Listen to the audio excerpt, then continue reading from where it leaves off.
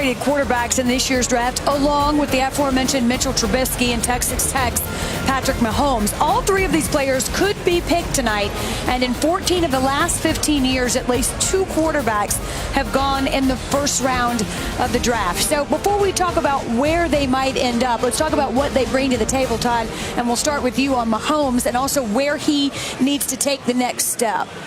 He was the most entertaining tape I watched all year. I mean, it was like a roller coaster ride because there were times when I watched, I think I started the process focusing too much on the mechanics and how he was getting things done rather than looking at the results, really, when you ultimately look at it. Because you Hasselbecks have played a little quarterback. What do you think about these mechanics? We just hop backwards, you know? Yeah. How about shoulders, 9 yards? What do you think about the end result? It's like a Hail Mary. Was this end of the game? No, it's third and 24. Oh, wow, it's amazing. All right, watch this pump fake. What do you think about these mechanics, Hasselbecks? Here we go. Oh, just drop it down by the knee. You know what? Wind up. How about the end result? Drop it like a dime, though. That's a great throw. Now, when he does, there are flashes when he actually maneuvers inside the pocket and shows a little bit more balance and keeps his eyes down the field. And he's able, he's got a great arm. He has an unbelievable arm, and he can make accurate throws down the field where his body, the launch point is crazy, the balance is horrific, but the ball's put in Looks perfectly. a little like Ben Roethlisberger to me. A little bit. And that's why he's a hard evaluation. That just so people know, you watch hours and hours of tape. That tape that you put together does an excellent job of encapsulating what you see from that kid playing a college season, and you did it in 3 plays. Well done. Thanks, bud. Well done. Look at the high praise from Tim Hasselbeck. All right, now it's your turn. How about Trubisky? Because we do expect that he may be the first quarterback off the board tonight. So what do you see with Mitchell? Listen, a lot of people have talked about 13 starts, and the truth of the matter is, that's a concern. There's no doubt that is a concern. He hasn't played as much football as other guys, and sometimes you see mistakes that somebody that's only started 13 games will make. Against Stanford, he puts them in a hole on a really simple read where that ball should be thrown in the spot right away. Man, I don't get that throw. It's not even explainable. You wonder how in the world can that happen? But you do see the good. We know about him a bit as a passer. As a runner, he's he's really impressive. This is like what you saw from Carson Wentz last year. He breaks the tackle from a defensive end, splits angles from defensive backs. He's a competitive, tough runner with the football. You see the athleticism, and then you see pro-caliber throws. And quite honestly, he made the receivers that played at North Carolina better because of throws like this. They're attacking quarters coverage. It's a basic cross-post combination. You can't throw it any better than that. And then there are things that you can't teach. Courage in the pocket, 3rd and 7. Protection is blitz. He knows he's going to get drilled. Love this. Plays with anticipation from the right hash. Ball out early, and the accuracy is there. It's the arm strength, courage in the pocket, and you saw a lot of this. He's making people around him better, fixing problems, and I think that's why if you're the Cleveland Browns potentially taking him at 1, you point to plays like this and you say, you know what, we need this out of our quarterback. Well, it's interesting because if 13 starts, the smaller sample size is the knock, or one of the knocks on Trubisky. A different story altogether with Deshaun Watson, who beat the Alabamas and who beat the Oklahomas and who won a national championship. But what do you see, Matt, when you watch Deshaun Watson? Well, to break it down quickly, I see a guy who's very, very talented and very special out of an empty backfield set.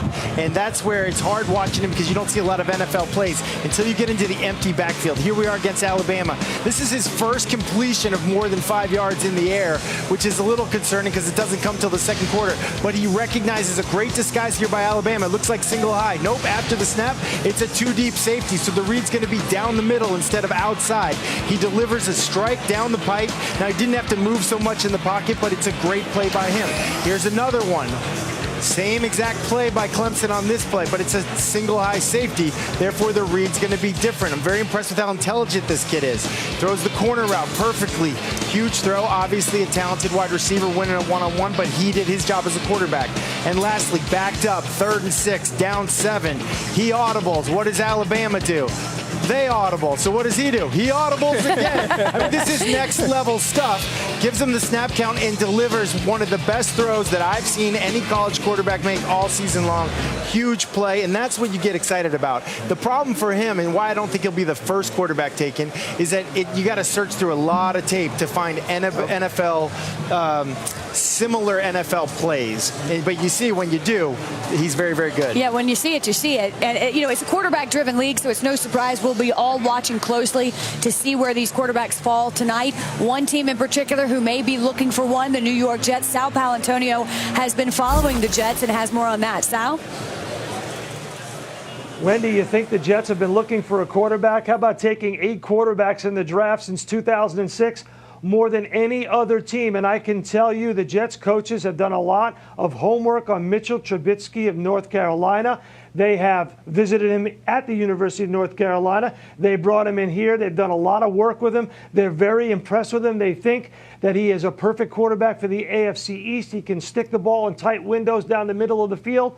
What you have to do in this division at number 6, they'd be very comfortable taking him. They also like the safeties, especially Malik Hooker of Ohio State University and Jamal Adams. Both players impressed them. But keep your eye on O.J. Howard of Alabama, the tight end. The Jets coaches think he can block, he can run. Remember, the Jets have a new offensive coordinator, Johnny Morton, who learned an offense under Sean Payton, which featured a tight end named Jimmy Graham. The Jets could also trade this pick. I just talked to general manager Mike McCagnon. He came down from his office. He's been fielding calls. He told me teams are calling. He said, quote, everybody's fishing around number 6. Now here's Britt McHenry with the Cardinals. Sal, Cardinals general manager Steve Keim is locked away, described tonight as his Super Bowl, and focused on 3 quarterbacks primarily with me. Now, they could go in a number of options at 13 if a trade was to occur, more likely to go back, but they are interested in a young quarterback that can learn under Carson Palmer, who's turning 38 this year, and here they are. Deshaun Watson. Keim said he's a proven winner. You can't argue that, and he's the type of guy you can build a team around with the leadership qualities, but the high praise didn't stop there. When it came to Mitchell Trubisky, he actually compared him to Kurt Warner in terms of his intangibles and his feel for the game. But don't rule out DeShone Kizer, who he said was very impressive in every meeting that they've had with him, has the great arm, the great body, and more importantly, this organization really liked the reception when they met him. Wendy? Britt, thank you. And clearly Cleveland needs a quarterback. They've needed a quarterback. They continue to need one. That's nothing new. But if you take Cleveland out of this for just a minute, are they the only team that really needs to come away tonight with a quarterback? Well, I don't know if it has to be tonight. No, I think the Browns need a quarterback, but no, you could say the Jets need a quarterback. Quite honestly, I think it'd be intelligent, smart move for Arizona or Pittsburgh to get a quarterback this year. This could be the last year we see Carson Palmer. Could be the last year we see Ben Roethlisberger. And for that young quarterback to have a year in the quarterback room, a season with those 2 guys, proven winners, I think would be huge value in investing in that quarterback room. If you like a specific quarterback, the best time to draft a quarterback is when you have one. Yeah, and you don't have to have one. Especially this class. I think we've talked more this year than ever before that all of these quarterbacks have the ability to develop into good players, whether it's a great backup or a good starter. But I think all of them, for various different reasons, need time. And so to go sit behind a Carson Palmer and learn how to be a pro. I talked to Brian Kelly from Notre Dame, and he said, Deshaun could be the best quarterback, DeShone Kizer, that is, the best quarterback of this entire class 5-7 years from now. But he's never been in a room where he's had a mentor. He's never been in that quarterback room where he's learned from somebody who's older and taught him how to be a pro and to do the little things that you need to do that you guys understand and how to have success at that position at the next level. I think all of these guys need to get into a situation, ideally get into a situation where they can learn from an older guy, have that structure, and learn what it takes. I would just add this, Wendy, because you started off talking about the Browns. Let's remember, because I think we turn the page pretty quickly sometimes and we forget. John Elway, okay, who knows a thing or two about playing quarterback in the National Football League, knows quarterback play. He at one point offered Brock Osweiler starting quarterback money. Like I know it was awful in Houston for Brock Osweiler. I know it didn't work out. John Elway's not dumb. He gave this guy an opportunity to be the starting quarterback of the Denver Broncos. Osweiler just happened to have a better offer. So I think this idea that Cleveland, and listen, I think Cleveland should take Trubisky. I do. But if they're not in love with him, like there is a guy that John Elway thought was a starting quarterback less than a year and a half ago. I still don't think it's bad to kill a mosquito with a sledgehammer at the quarterback position. If you have too many quarterbacks, that's a good thing. Look what happened to the Philadelphia Eagles last year. They had too many quarterbacks. They had too much money. Their starter, their second, and their third guy were making starter money, basically, and it worked out great. I think you can't have too many quarterbacks. Well, listen, what about your Colts? There was a time when that might, you know. They just needed two. They just needed two. Well, we'll see. We'll know soon enough. And the draft quickly approaching. Philadelphia home to nearly 1.6 million people, but tonight a few more because it's home to the 82nd NFL draft. Our draft coverage